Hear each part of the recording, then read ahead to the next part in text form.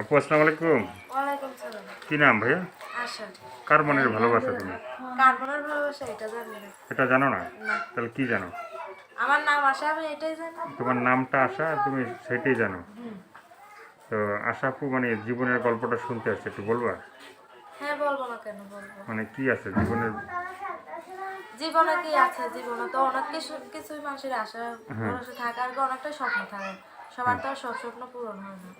আমি এর আগেও প্রতিবেদন করছি, অনেক মানুষের কাছে সহযোগিতা পাইছি, আমার অনেক মানুষই সহযোগিতা করছে। হুম এর জন্য আমি এতদিন প্রতিবেদনের সামনে আসিনি। অনেক পরে 1 বছর আমি প্রতিবেদনের সামনে গুনে, মনে করেন প্রতিবেদনের সামনে আমি পুরো 1 বছর আসিনি। হুম এরপর আবার প্রতিবেদনের সামনে এলাম, কিছু মানুষ আমার সাথে সহযোগিতা করতো, এবং সেই মানুষগুলো মনে করো আমি সিমটা হারিয়ে যাওয়ার পরে আমার অনেকটাই ভুল বুঝছিল। ভুল বুঝার পরে সব মানুষই আবার আমার ভুল বুঝার পরে আমার কাছ থেকে চলে গেছিল। যাওয়ার পরে আমি অনেকবার বোঝানোর চেষ্টা করছিলাম যে আমার সিমটা হারিয়ে গেছে, আমার সিমটা চুরি করে নিয়ে গেছে। হুম তারপরে কেউ বিশ্বাস করে। তারপরে এই ইন্ডিয়া গুনে একটা লোক আমার হেল্প করতো, আর কি ইন্ডিয়া থাকতো, আর কি ইন্ডিয়া গুনে বিদেশে কাজ করতো, আর কি বিদেশে থাকতো। আমার একটা লোক অনেকটাই হেল্প করতে, সহযোগিতা করতে। এখন সেই লোকটা আমাকে মনে করো ভারতে ডাকতেছে, আমাকে আবার বাংলাদেশে জায়গা জমি আছে। আমার আব্বু যে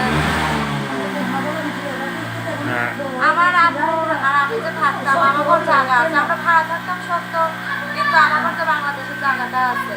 সেই জায়গা বিক্রি করে সে বলে যে ওই জায়গা বিক্রি করে তুমি আমার সঙ্গে এসে পড়ো। তা আমি যদি ওই জায়গাটা বিক্রি করে আমি যদি ওই লোকের কাছে যাই, তো ভবিষ্যতে ওই লোক আমার কি করে দেবে, সেই বিশ্বাসও তো আমি ওনার কাছে যাইতে হবে। তো সেই বিশ্বাসটা তো আমার যোগাইতে হবে। ও যদি আমার এতই ভালোবাসতো কিংবা এতই ভালোবাসতো আমার, তাহলে কিন্তু আমার জায়গায় ঘর তুলে কিংবা আমার সঙ্গে থাকতে পারতো। এখন ইন্ডিয়ান লোক যদি তোমার হ্যাঁ, দেশে আসে, হ্যাঁ সে তো একটু ভয়ও পাইতে পারে যে হ্যাঁ আসবো। এটা ভুল।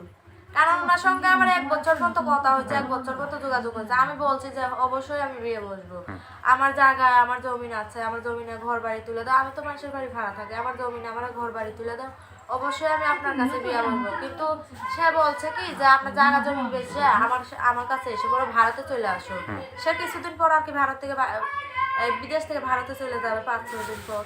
তার উদ্দেশ্যে তো কি বলবো, সে আমারে ভালোবাসছিল হয়তো, শুধু এমনি মন থেকে ভালোবাসে না, সে মনে করো মজা পাওয়ার জন্য হয়তো ভালোবাসছিল। না হলে আমি একবার আর কথাই তো আমার ছেড়ে গেছে। আমি যে বলছিলাম যে আমি ভারতে যাইতে পারবো না, ও যদি আমার ভালোবাসো তাহলে অবশ্যই বলতো যে আমি বাংলাদেশে এসে আমি আপনার জায়গায় ঘর বাড়ি তুলে দিয়ে আমরা দুইজন ওইখানে থাকবো। তো এখন যদি কেউ ভালোবাসতে চায়, হ্যাঁ কি ধরনের একটা মানুষ চাই? আমি কি ধরনের মানুষ চাই? আমি চাই একটা সুন্দর মনের মানুষ, যে আমারে আর আমার অসুস্থ আম্মুরে নিয়ে, মনে করো যে কোনো জায়গায় আমার জায়গা জমিন আছে, আমার যদি ছোট্ট একটা ঘর তুলে দেয়, ও ঘরের ভিতরে আমি আর আমার আম্মু থাকতে পারবো, কিংবা সেও যদি আসতে চায় আমি তারাও আসতে বলবো।